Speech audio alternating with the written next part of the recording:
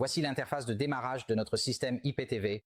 Comme vous pouvez le voir, il y a des options, par exemple pour le chinois, l'anglais, et cela peut également être l'espagnol ou même d'autres langues. Voici l'option en anglais et voici l'interface complète.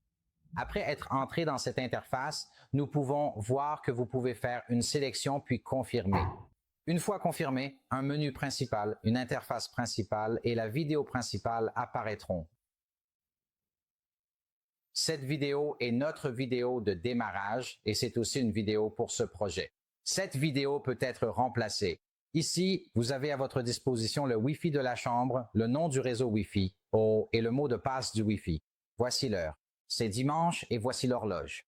Voici le numéro de la chambre. S'il s'agit d'un hôtel, ce sera le numéro de chambre de l'hôtel. Voici le logo qui sert de symbole ou d'identifiant. Ici, il y a 3 modules principaux, mais bien sûr, nous pouvons aussi en avoir 6, 5 ou 4. Le premier, c'est la télévision en direct, à laquelle nous pouvons accéder en appuyant sur la télécommande. Le deuxième, ce sont les services de l'hôtel. Que trouve-t-on dans les services de l'hôtel? Appelez l'hôtel, demandez des services hôteliers, services de réveil et autres demandes de services. Il existe toutes sortes de services disponibles. Ceci est notre APK.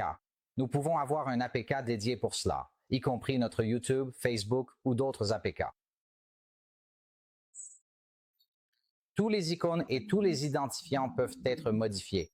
Pour simplifier notre processus de démarrage, nous l'avons configuré de façon à ce qu'avec un démarrage en un clic, une fois que le serveur est allumé, le boîtier décodeur se connecte automatiquement sans qu'il soit nécessaire d'effectuer d'autres étapes. Si nous avons besoin de changer la vidéo, nous pouvons le faire directement dans le back-end, ce qui réduit la difficulté d'utilisation pour tout le monde. D'accord. Voyons maintenant ensemble les résultats sur la télévision du terminal. Puis voyons comment nous devrions choisir le serveur. Rappelez-vous, notre système IPTV est toujours déployé localement. Il doit donc disposer d'un serveur.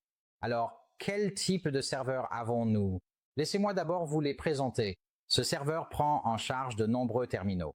Il dispose de ports optiques, de ports 10 gigabits, de 8 ports IP gigabits et prend en charge l'allumage à distance, ce qui évite d'avoir à brancher ou débrancher des câbles à l'arrière. Vous pouvez le faire directement d'ici. L'allumage à distance est une fonctionnalité clé, système passerelle IPTV. Un autre peut également prendre en charge un certain nombre d'utilisateurs. Voici le serveur passerelle standard haute performance. L'entrée de ce serveur est unifiée en entrée IP. Cela peut être un programme provenant d'Internet, un signal d'un encodeur ou un signal d'un récepteur satellite. De nombreuses sources de signaux, c'est pourquoi il dispose de plusieurs ports réseau. Nous avons aussi des passerelles pour environ une centaine de chambres. Pour vous montrer la passerelle, vous choisissez la passerelle.